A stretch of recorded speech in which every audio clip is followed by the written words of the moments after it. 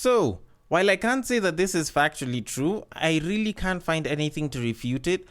No one gets married faster than a horny Christian couple. When you kind of think about it, it could be true. But the worst part about it is, imagine both of them are horny. Both of them haven't seen each other's parts because, respect is a huge thing and people can't send each other nudes on Christian Snapchat. Then all of a sudden they take off each other's clothes and then he realizes that she was using a push-up bra and he has a tiny dick. Like, won't that be a very interesting sight to behold? And I'm not doing this to kind of make fun of Christian couples or to tell them to go and bang before or to see each other naked and shit. It's just that when you kind of think about it, marriage is almost like, I don't know, like a contractual obligation to be hitched to the person that you are with and not, screw around outside of the marriage. At least the Christian one is. And you kind of look at it, if you got married because you guys want to have sex, then it does kind of seem like a bit of a bummer once you realize that A, the person isn't that good in bed, or B, they aren't that good to look at when they're naked, in that, probably somebody doesn't have the kind of tits you like, or, they don't have the kind of dick size you like. And C, even though they could have any of those, you find that maybe they last like under a minute. Like they don't last as long as you, regardless of gender. And the minute they're done, it's like they're done and they don't want to do anything else. Or worse still, they're not even for contraception, so you guys can only bang when you're trying to have a kid. Like, that's some of the shit that will probably drive some people insane. And well, if you kind of think about it in some way, much as it's not like Christian families are the ones with the most infidelity, you could say that such rules and regulations are the ones that have promoted or at least influenced a lot of these people to be very, promiscuous. But that being said, as someone who continuously stresses on sexual compatibility, this is something typical of me. And because this is not promoted, endorsed, or allowed by the Christian religion, I can understand why some of y'all might look at me as a heathen. And I honestly don't give a shit. But anyways, what I do give a shit about is the podcast that I should have already started. So, in typical fashion, welcome to Break Time on West Side, your number one break time podcast, coming to you from Nairobi, Kenya. The man on the mic is a man who is clearly not in a Christian relationship. Otherwise, he'd have already planned for his marriage. He is a man whose sickness for the thickness still prevents him from skinny dipping. It is none other than your tall, dark, and mildly handsome man, Sir Denver B. The show is Tweetstreet, the show where we take a deep dive into Twitter, pull up a couple of tweets, and break them down a little bit. Now, as usual, the drill is pretty simple. If you know it, then you can sing along with it, because at this point, it pretty much sounds like a song. And if you don't know it, then you can just listen in, because it's something that I like to repeat every single episode of Tweetstreet, just so that those of you who haven't listened to Tweetstreet can know how it is that you can send some of those tweets you want me to discuss. And the drill is simpler than a horny Christian couple trying to have sex, and it's like pretty much just one line, so you can kind of just sing it along with me, and it goes like this. You see that tweet, you like that tweet, you want us to discuss that tweet, you send that tweet. You send that tweet to the DMs of @BagakaTheD, which happens to be my personal Twitter handle, and I will take it from there and handle it accordingly. If it's on Facebook, if it's on IG, it's one of those screenshots, one of those screen grabs that just so happened to have come from Twitter, but it landed on one of those apps, then you can send it to @BreakTime on West Side on Facebook or on IG in the DMs there, and I will handle them accordingly. Now, unfortunately, since this happens to be the final episode of this season of Tweetstreet, if you have sent or if you are sending any tweets after the time of this episode airing out, then there's a pretty good chance that I may not really handle them. If I do end up handling them, then I'll probably end up pushing them till next season of Tweetstreet. So unfortunately, because of the break, I kind of have to take a break from that. So I just hope you bear with me, and next season you can be sending me those tweets and I can handle them.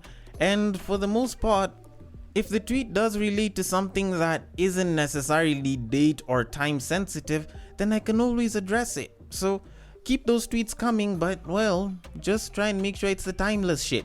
But anyways, we should move it on. But before I do get into the tweets, I do want us to discuss Usher for a little bit. Now, Usher has supposedly been called out because apparently he didn't pay strippers. because he apparently was splashing around fake money at the strip club where he was at in Vegas. And the whole story around it was, apparently, according to the people that were reporting this, was dishing out fake quote-unquote Usher bucks, which had his face on the notes, which were $100, $20, and I think a $1 bill as well. And people came out to flame him online for it. But luckily, DJ Academics and TMZ came out to sort of defend him. And actually, they brought out this whole thing as a bit of a fake story, because there was actually more to the story. And according to TMZ, Usher did actually go to the club, and Usher actually did spend money. And he did actually tip the strippers quite well. Went, got bottle service, got the strippers working and shit. Made sure that they did their shit. Like, he did the whole thing. And he was also tipping the people around there very generously. Because seems like the guy had arrived Vegas and, he wanted to announce that, I'm coming through and I'm gonna be around for a little bit. And while he does that, why not create a good name with some of the people that are around there that he might be visiting? So like the strippers in the strip clubs. And even supposedly the people that worked in that strip club actually admitted that this guy threw real cash there. They actually blew real thousands, and it's not like it was Kidogo thousands, it was a lot of them. So it does actually kind of negate the whole point. And to explain the whole Usher box situation there, apparently sources close to Usher was saying that somebody in his crew, not him, left some stray Usher dollars behind on the stage as a bit of a gag, both to be jokey but also to promote his new Vegas residency. And just like that, it has become very clear that this guy just had some shit thrown at him for no reason at all. Because people were so ready to clown on this guy. Memes have been coming out on this guy. People have been making jokes. People have been talking shit. But this guy actually spent real money. And it does kind of lend to the problem with reporting something in a very half-baked manner. Because the shorty that came out to blow this whole thing up was complaining about how Usher wasn't doing such a nice thing. He needs to be called out, blah, blah, blah. And the truth of the matter is, Usher didn't do nothing. Like, fine, yes, he might have given a fat chick herpes, but he didn't do nothing this time. Like, he's completely innocent. So he didn't deserve a single bit of the hate that he's been receiving online. So this is a simple case of misconstrued facts and, half-baked information, which we should probably strive to kind of work on. And I have to admit, much as I brought this whole thing because it sounded interesting, I wanted to use it to highlight the issue of using half-baked information because I also kind of committed that same mistake with the last episode of Battle of the Sexes, episode 72 if you're looking for it. And it was when I was talking about the 5 engagement rings.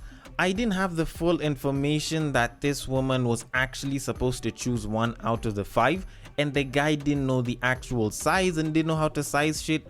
So he went and he got all 5 and she managed to choose one.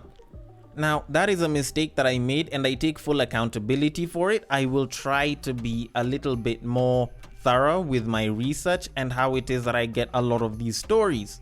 But I figured I should just let that through and out of the way and sort of just clarify that because somebody pointed it out for me before I move on to the tweets. So that said and done, we should move on to the tweets. But before we do that though, I know you're dying to continue the podcast you're currently listening to, but we have to interrupt your scheduled programming to bring you Sound Nation. We delve into music ranging from hip-hop to rumba, rock to bongo, and much more. We shall review new albums as well as fresh singles whilst paying homage to the sounds of the past. Find our episodes on Anchor, Apple Podcasts, Spotify, or any other podcast streaming platforms. Alright, so on to the first tweet. There's a financial talk over here. The guy is saying that you have to start saving for marriage 7 years before the wedding. 7 years before? Do you even have a girlfriend? Struggling for money has been so normalized in this country, it's sickening. Okay, I don't really know much about, the struggling for money being normalized in the country, but what I can say is this is probably some of the dumbest shit I have ever heard in the name of financial advice. Like, on the real though, like, I listen to financial advice here and there. I probably don't take in as much as some people would think I should, but this has got to be some of the stupidest financial advice I've ever heard. Because you think about it, it's not really saving for the marriage much as it is saving for the wedding. Because the marriage is a contractual agreement. You can't exactly save up for an agreement. Maybe say a mortgage for the house once you guys go there, and that makes sense. But you could just call that a mortgage, and you can get a mortgage with or without being married. You could talk about, say a trust fund for the kids, an educational fund that will ensure that your kids go through school all the way till university and beyond.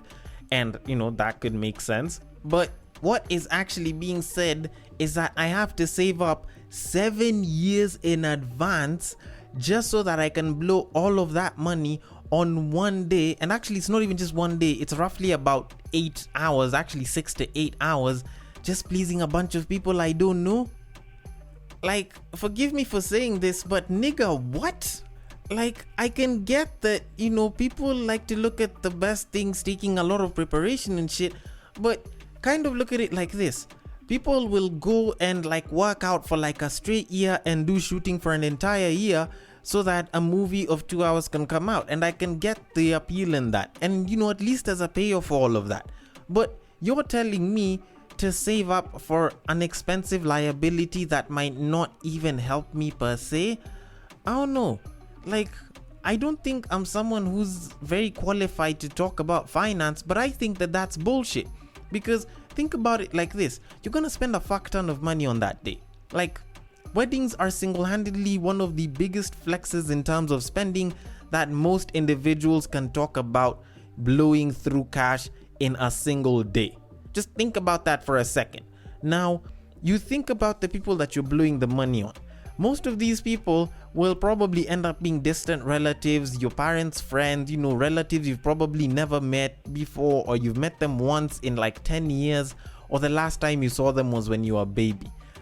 These are people that the most that you can ever really do is hello talk. The 1-2 minute thing of, hi, how are you? I'm good, how are you doing? What are you doing right now? Is it nice? Are you happy? Shit like that. Very, very basic shit. Now you are going to entertain them with food, you're going to entertain them with drink, and you're gonna do all of that just for one day.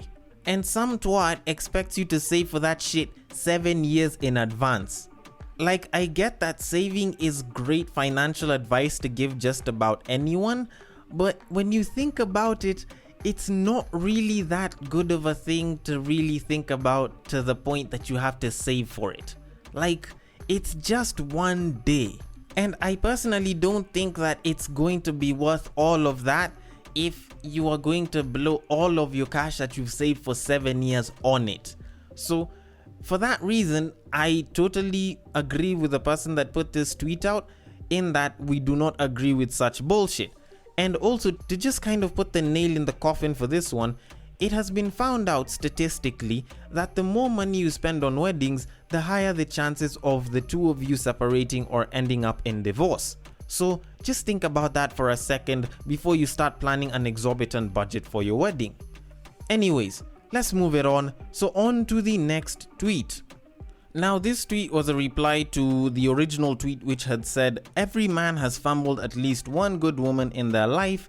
And this guy replied, every girl thinks they a good woman that got fumbled. Now, you kind of think about this, it is very true. It is actually quite true. Every woman usually thinks that they were the good person that got fumbled. There's usually an 0.0001% that will probably say, okay, I was toxic, I was shit.